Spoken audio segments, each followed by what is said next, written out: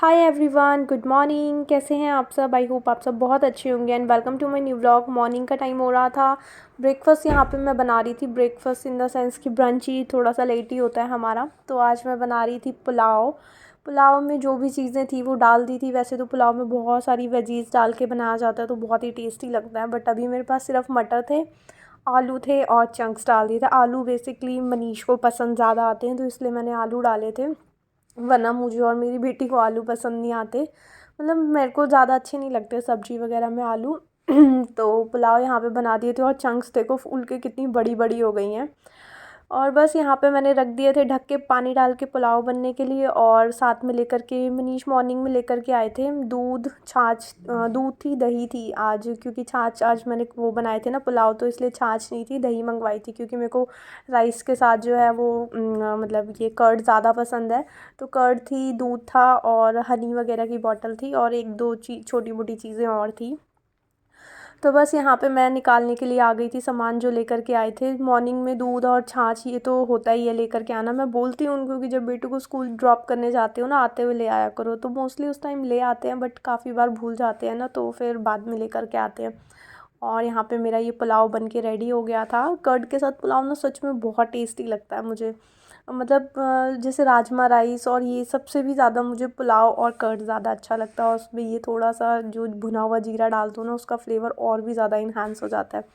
और उसके बाद 2 दिन से कंटिन्यू चल रही थी बारिश, तो पीछे की बालकनी का कुछ ये हाल हो रखा था, बिल्कुल मिट्टी मिट्टी। और ऊपर से जो ट्री है ना, इस टाइम पे जैसे वेदर ऐसे ही चल रहा था, जनवरी में जो प्लांट्स वगैरह होते हैं वो काफ़ी मुरझा जाते हैं, हमारी स्किन होती है वो बहुत ड्राई हो जाती है, लीव्स जो होती हैं वो भी ड्राई होकर के ट्रीज से गिरने लगती हैं। तो ऊपर वाला जो ट्री है ना, उसकी सारी लीव्स ना झड़ झड़ के हमारी नीचे बालकनी में आ जाती है।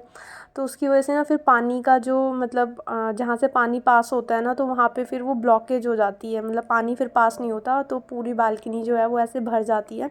तो अभी रिमझिम रिमझिम बारिश जो थी वो चलती जा रही थी, तो इसलिए मैंने पानी से वॉश नहीं करा था, क्योंकि मेरे को था मैं अभी वॉश करूँगी दोबारा बारिश आ जाएगी तो फिर कोई फ़ायदा होगा नहीं। और वैसे भी इतनी ठंडी हवा चल रही है, मतलब ठंड लग रही थी मेरे को। मैं सॉक्स नहीं उतार के गई, मैंने कहा गीली होंगी तो मैं चेंज कर लूँगी, लेकिन हिम्मत नहीं है अभी मतलब इतने ठंडे टाइम पे मैं मतलब सॉक्स वगैरह उतार करके जाऊँ। बहुत ठंडी हवा, मतलब अभी लास्ट चल रहा है ना, जैसे ही ये बारिश वारिश बंद होगी ना एकदम से वेदर चेंज हो जाएगा। बट अभी जब तक ये ठंड लास्ट चल रही है ना, तो बहुत ही एकदम चिल्ड बर्फ़ वाली हवा चल रही है। तो ठंड बहुत ज़्यादा ही हो रखी है। अभी जब तक धूप नहीं निकलती ना, तब तक ऐसी ही ठंड रहने वाली है। तो बालकनी मैंने क्लीन कर दी थी, मेनली पानी जो था वो वाइप कर दिया था, और जो भी वहाँ पे ड्राई लीव्स गिरी हुई थी ऊपर से वो मैंने हटा दी थी वहाँ से, ताकि पानी जो है वो अच्छे से पास होता रहे। और उसके बाद आ गई थी मैं यहाँ पे बेड क्लीन करने के लिए। बेड क्लीन हो जाता है तो हमारा हाफ जो क्लीनिंग का काम होता है वो ऐसे लगता है ना हो गया। तो बेड क्लीन कर रही थी, यहाँ पे बेडशीट वगैरह झाड़ रही थी। पहले जो थी हमारे, मेरे को ना ऐसे डेली ऐसे निकाल करके बेडशीट झाड़ने की ज़रूरत नहीं पड़ती थी, लेकिन बच्चों के साथ ना पता नहीं, मैं उसको कुछ खाती भी नहीं है वो, और ना ही हम बेड पे कुछ, मैं बहुत ही रेयर कभी होता है कि बेड पे कुछ खाने का लाऊं। चाय वाय कभी पी लेते होंगे, लेकिन खाने की बहुत ही कम चीज़ होती है जो मैं बेड पे लेकर आती हूँ। बट पता नहीं, मेरे को ऐसा लगता है कि पहले तो बेड एकदम झाड़ने की भी 2-2 3 दिन ज़रूरत नहीं पड़ती थी, लेकिन बच्चे के साथ ना दिन में 2 बार भी झाड़ो तो भी कम लगता है। पता नहीं, कुछ खाती भी नहीं है, पर फिर भी मेरे को ना ऐसा लगता है कि बेड झाड़ने की ज़रूरत है। तो बेड यहाँ पे मैंने झाड़ दिया था। और वैसे भी रात का बिस्तर तो मॉर्निंग में एक बार तो झाड़ना बनता ही है, तो तभी जा कर के एकदम फ्रेश वाइब्स आती हैं, वरना लगता है ना रात का ही है। तो थोड़ा सा मॉर्निंग में झाड़ करके ज़्यादा अच्छा लगता है। और इसके बाद यहाँ पे आ गया था फ़ोन।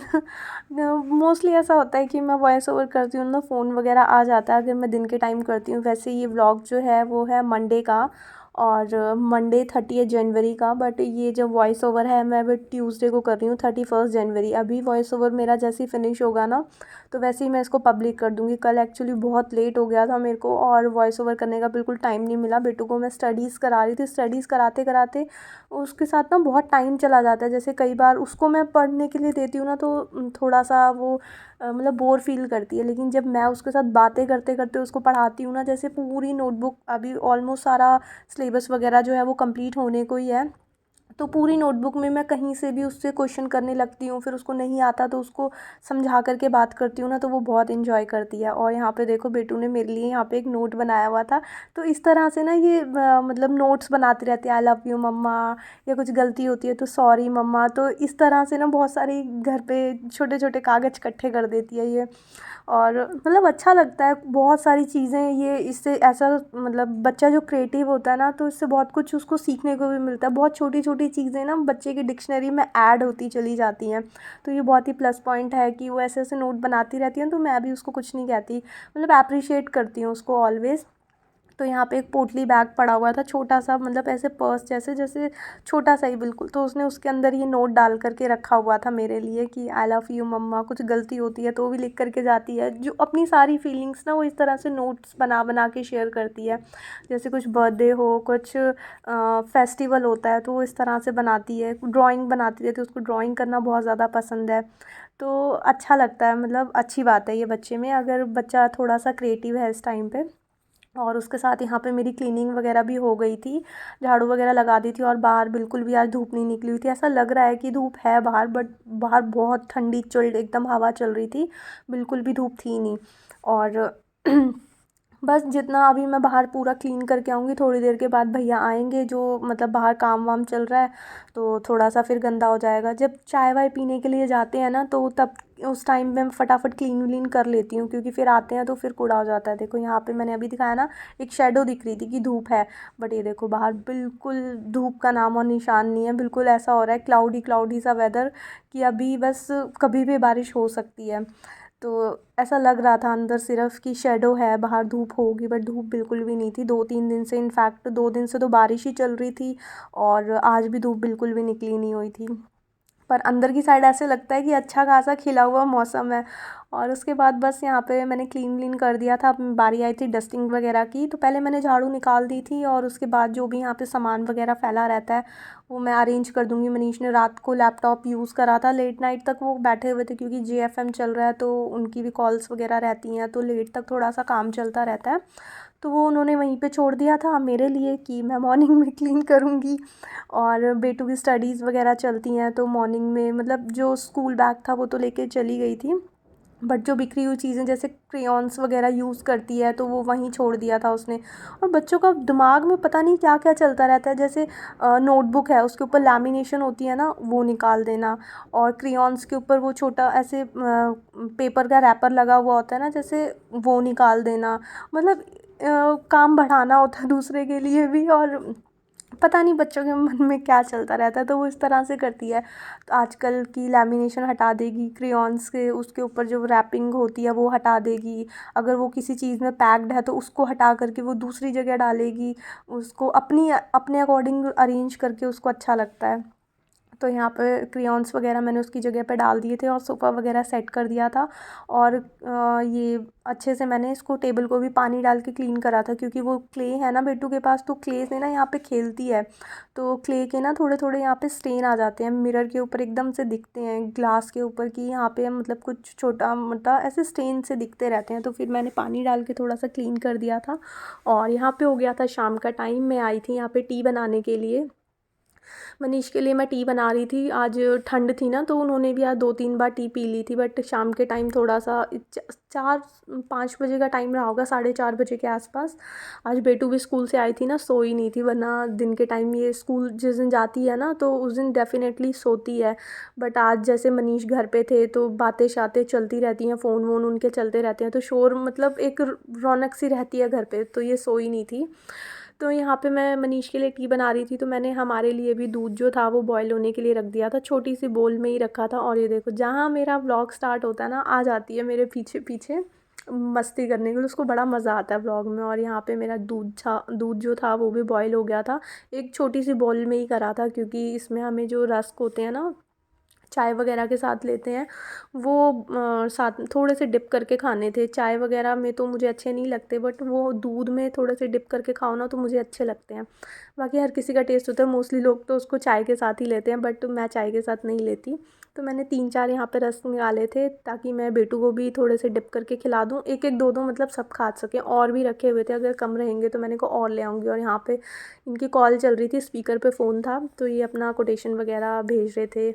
और ये थी मेरी टी, रस्क, और हमारा था साथ में बॉयल करा हुआ मिल्क। अभी बॉयल करा था ना तो गर्म ज़्यादा था, तो जो क्विल्ट थी वो तो मैंने फ़ोल्ड करके साइड में रख दी थी। इनकी अभी कॉल चल रही थी, मैंने कहा चाय पी लो पहले, ठंडी हो जाएगी। और यहाँ पे बेटू आई थी, उसकी पैंट जो थी वो थोड़ी सी लूज़ हो रही थी। और स्लीपर्स देखो, अपने स्लीपर होते हुए भी ना इसको हमारे स्लीपर्स पहनने का मतलब मन करता है। उसको अच्छे लगते हैं बड़े बड़े स्लीपर्स पहन के घूमना।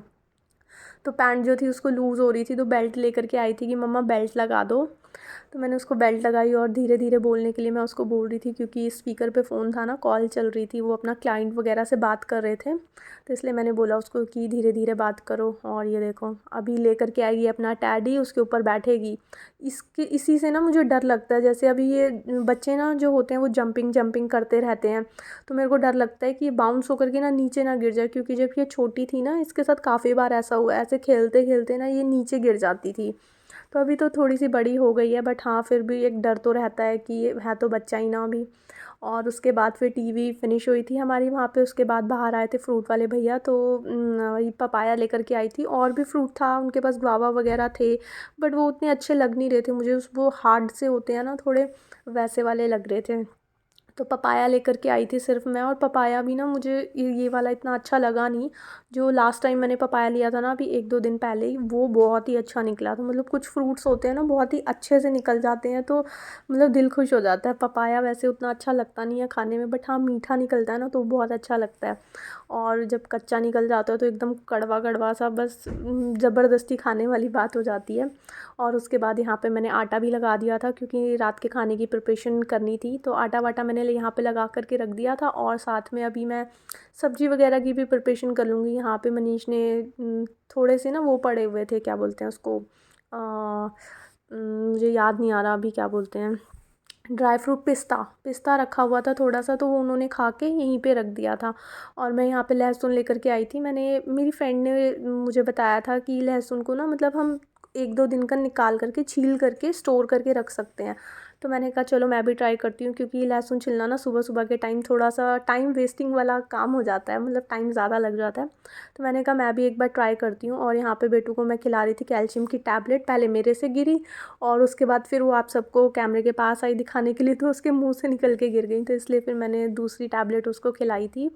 और लहसुन यहाँ पे मैं छील करके रख रही थी, बहुत ज़्यादा नहीं, मैं फ़र्स्ट टाइम कर रही थी, तो क्योंकि ना प्याज लहसुन इन चीज़ों में ना थोड़ी सी स्मेल वगैरह की प्रॉब्लम होती है, तो मेरे को थोड़ा सा डाउट था कि कहीं ज़्यादा वो स्मेल सी ना हो जाए, कि मैं उसको कंटेनर को खोलूँ तो पूरी स्मेल स्मेल हो जाए।